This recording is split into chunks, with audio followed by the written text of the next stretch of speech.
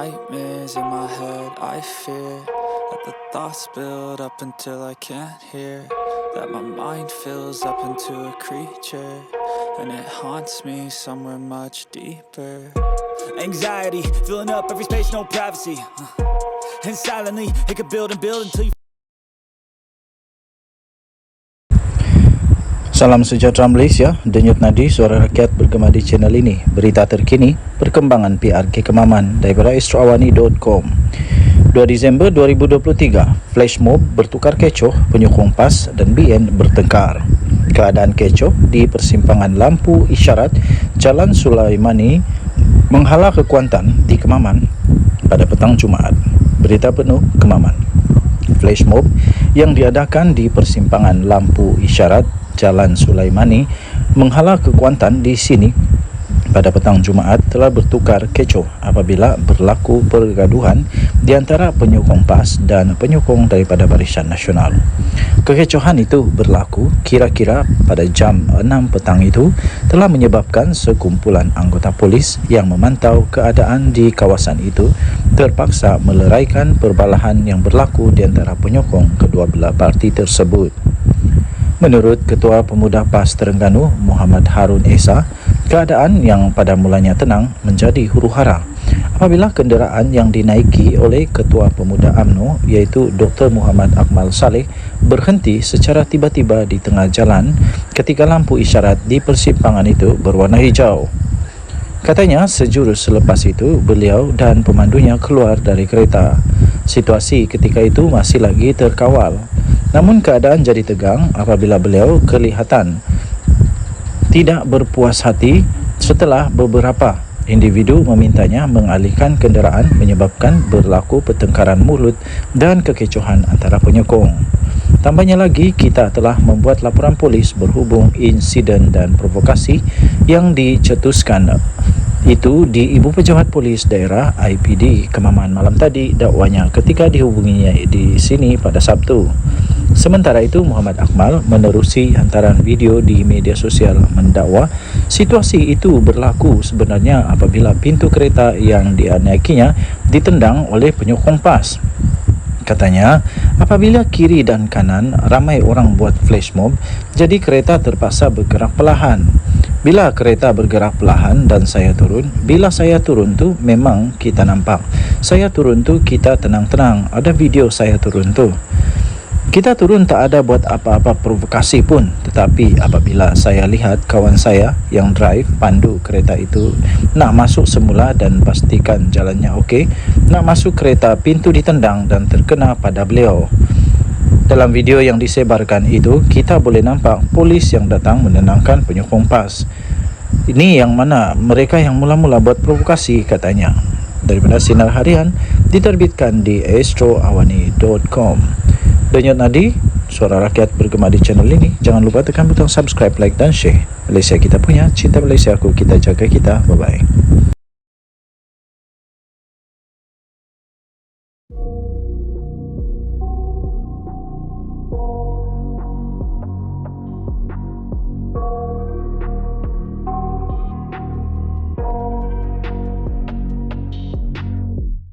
I got nightmares in my head, I fear that the thoughts build up until I can't hear, that my mind fills up into a creature, and it haunts me somewhere much deeper. Anxiety, filling up every space, no privacy, and silently, it could build and build until you. Salam sejahtera Malaysia, Denyut Nadi, suara rakyat bergema di channel ini. Berita terkini daripada sinarharian.com.my. 2 Disember 2023, PRK Kemaman, isu 3R, polis buka kertas siasatan terhadap Muhyiddin Yassin. Ayub Khan bercakap pada satu sidang media selepas memantau proses mengundi di Pusat Mengundi Sekolah Kebangsaan Bukit Mentok pada PRK Kemaman hari ini. Berita penuh cukai. Polis membuka kertas siasatan terhadap Tan Sri Muhyiddin Yassin yang didakwa telah mengeluarkan kenyataan membabitkan 3R iaitu agama, bangsa dan raja ketika kempen pilihan raya kecil PRK Parlimen Kemaman baru-baru ini. Timbalan Ketua Polis Negara Datuk Seri Ayub Khan Maidin PC berkata, siasatan terhadap pengerusi Perikatan Nasional PN itu dilakukan mengikut Seksyen 4-A Akta Kesalahan Pilihan Raya 1954 kerana mencetuskan keadaan tidak harmoni. Bercakap pada sidang media selepas melakukan tinjauan di Pusat Pengundian di Sekolah Kebangsaan Bukit Mentok di sini hari ini, beliau berkata siasatan itu dijalankan susulan satu laporan polis yang dibuat terhadap Muhyiddin di sebuah balai polis di sini pada Jumaat lepas. Muhyiddin yang juga adalah Presiden Parti Bersatu pada satu ceramah perdana di sini antara lain didakwa telah mengeluarkan fatwa harus untuk ahli UMNO meninggalkan parti itu dan mereka yang berbuat demikian boleh mendapat ganjaran pahala hijrah seperti zaman Rasulullah SAW. Dalam pada itu, Ayub Khan turut mengingatkan semua penyokong parti agar tidak mengadakan sebarang perhimpunan atau perarakan pasca pilihan raya supaya tidak menimbulkan gangguan kepada ketenteraman awam. Katanya dalam kenyataan itu, polis akan mengambil langkah-langkah yang sewajarnya dalam memastikan keselamatan dan ketenteraman awam semasa pasca pilihan raya nanti, katanya. Beliau berkata, sebanyak 280 anggota dan pegawai polis akan memantau situasi ketenteraman awam selepas pilihan raya sehinggalah situasi berada dalam keadaan aman dan harmoni. PRK Kemaman menyaksikan pertembungan 1 lawan 1 di antara calon Barisan Nasional Jeneral Bersara Tan Sri Raja Mohamed Afandi Raja Mohamed Noor dengan Menteri Besar Terengganu Datuk Seri Dr. Ahmad Samsuri Mukhtar yang mewakili PAS.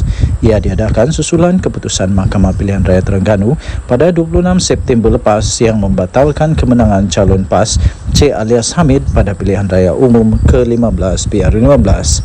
Berita dari Bernama diterbitkan semula di sinarharian.com. Denyut nadi suara rakyat bergema di channel ini. Jangan lupa tekan butang subscribe, like dan share. Malaysia kita punya, cinta Malaysia aku, kita jaga kita. Kita jumpa lagi, bye-bye.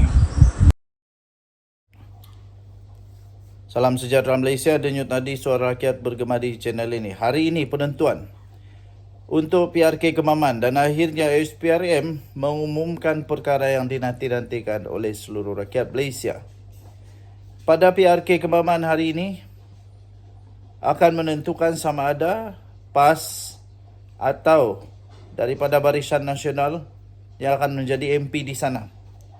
SPRM telah pun mengumumkan satu jangkaan yang dinantikan oleh rakyat. Jangkaan 70% keluar mengundi. Itu kata SPR. Bukan SPRM, minta maaf. Bukan SPRM, tapi SPR. Suruhanjaya Pilihan Raya, bukan Suruhanjaya Pencegahan Rasuah Malaysia. Aduh, kadang-kadang tersasul juga nih. Okey, jadi bos untuk SPR Abdul Ghani berkata harapan beliau diminta sangat-sangat supaya pengundi Kemaman dapat keluar mengundi dan diharap peratusan keluar mengundi dapat ditingkatkan lebih kurang 70%. Suruhanjaya Pilihan Raya atau SPR menjangkakan peratusan keluar mengundi bagi pilihan raya kecil PRK Kemaman esok boleh mencapai hingga 70%. Itu hari ini, bukan esok. Pengerusi SPR iaitu Tan Sri Abdul Ghani Saleh berkata, jangkaan itu bagaimanapun bergantung kepada keadaan cuaca hujan yang melanda pantai timur termasuk di Kemaman pada ketika ini. Jadi ini cabaran dia lah sebab ada hujan sekarang. Harap-harap hujan akan dalam keadaan yang mengizinkan lah. Jadi harapan beliau, harapan saya diminta sangat-sangat pengundi Kelantan,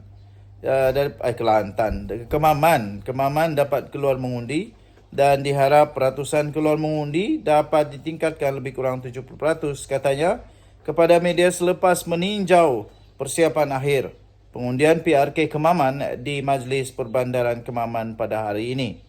Laman sesawang Jabatan Meteorologi Malaysia (MET Malaysia) pula melaporkan hujan dijangka akan berterusan melanda daerah Kemaman dari pagi sehingga petang. Dalam pada itu, Abdul Ghani berkata sebanyak 49 pusat mengundi akan dibuka seawal 8 pagi pada hari ini di 4 daerah Kemaman melibatkan 244 saluran. Sementara keputusan penuh bagi PRK Kemaman hanya akan diketahui seawal jam 9 malam. Abdul Ghani berkata, ASPR juga telah melaksanakan persediaan sekiranya berlaku banjir maupun bekalan elektrik terputus di mana-mana pusat pengundian. Jadi kata beliau, Alhamdulillah hari ini persiapan berjalan lancar dan saya ingatkan pengundi esok supaya bawa kad pengenalan masing-masing dan keluar mengundi pada waktu yang digalakkan. Tambah beliau lagi, nasihat saya buat semua calon dan pengundi jangan pakai baju atau payung yang tidak dibenarkan. Dan pakailah pakaian yang biasa, yang sopan. Kita harap semua ikut arahan seperti yang ditetapkan, katanya kepada bernama. Okey, so diharapkan semua pengundi-pengundi di Kemaman datanglah beramai-ramai. Target dia 70% datang mengundi. Jadi harap-harap dapatlah lebih ramai daripada 70%, lebih baguslah sebenarnya. Okey, jadi kita akan nantikan Denyut Nadi Suara Rakyat bergema di channel ini. Jangan lupa tekan butang subscribe, like dan share. Kita jumpa lagi. Bye-bye. Salam sejahtera Malaysia, Denyut Nadi Suara Rakyat bergema di channel ini. Keputusan awal untuk PRK Kemaman sudah boleh dijangka lah. Saya buat satu kajian baru-baru ini yang saya masukkan di dalam channel ini. Dan mengejutkan sekali. Keputusan awal daripada apa yang saya terima itu adalah PHBN menang di PRK Kemaman. Amat mengejutkan kerana daripada 100% itu sebanyak 79% menyatakan PHBN akan menang di Kemaman. Jadi keputusan awal sudah diterima, PHBN menang di Kemaman dengan 71% undian. Dan hanya 20% tidak sampai 30% yang mengatakan bahawa PAS menang di Kemaman. Lebih kurang 1,300 orang yang sudah mengundi, dan amat-amat mengejutkan sebab saya tidak sangka ramai orang yang menganggap PHBN akan menang di Kemaman. Okey, baik. Walaupun begitu, memang dijangkakan di PRK Kemaman ini boleh akan berlaku satu kejutan besar. Memang tidak mudah untuk PAS kalah di sini, tapi tidak ada mustahil. Dan kejutan boleh berlaku di sini. Sama ada kejutannya besar atau kejutannya kecil, tidak tahu. Tetapi General Effendi sendiri mengakui bahawa perjalanan untuk menang di sini tidak mudah.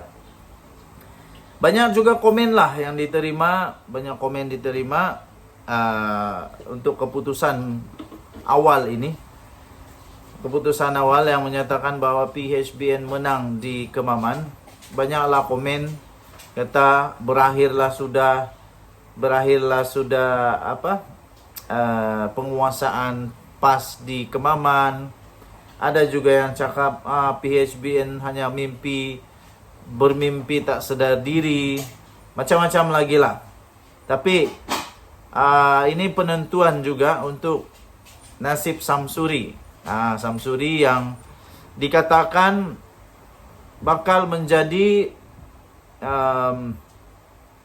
calon untuk Perdana Menteri bagi PAS. Tapi sesuaikah dia jadi Perdana Menteri untuk Malaysia? Mungkin dia boleh jadi Menteri Besar, tapi sesuaikah dia untuk jadi Perdana Menteri untuk Malaysia? Okey, kerana Perdana Menteri untuk Malaysia itu tidak sama menjadi Ketua Menteri atau Menteri Besar. Lepas tu ramai juga mempersoalkan, kalau dia jadi sudah Menteri Besar, dia masih boleh lagikah tanggungjawab dia dua sebagai MP dan juga sebagai Menteri Besar Terengganu? Jadi agak memeningkan kepala juga. Okey, jadi itulah keputusan awal yang telah diterima melalui kajian itu, iaitu saya beri soalannya mudah. Siapa menang di PRK Kemaman? Kemudian ada dua pilihan, satu PHBN, satu lagi PAS Bersatu PN, Perikatan Nasional. Dan 70% lebih, hampir 80% menyatakan PHBN menang di PRK Kemaman. Kita tunggulah keputusan dia. Nanti kita akan update masa ke semasa. Denyut Nadi, suara rakyat bergema di channel ini. Bye-bye.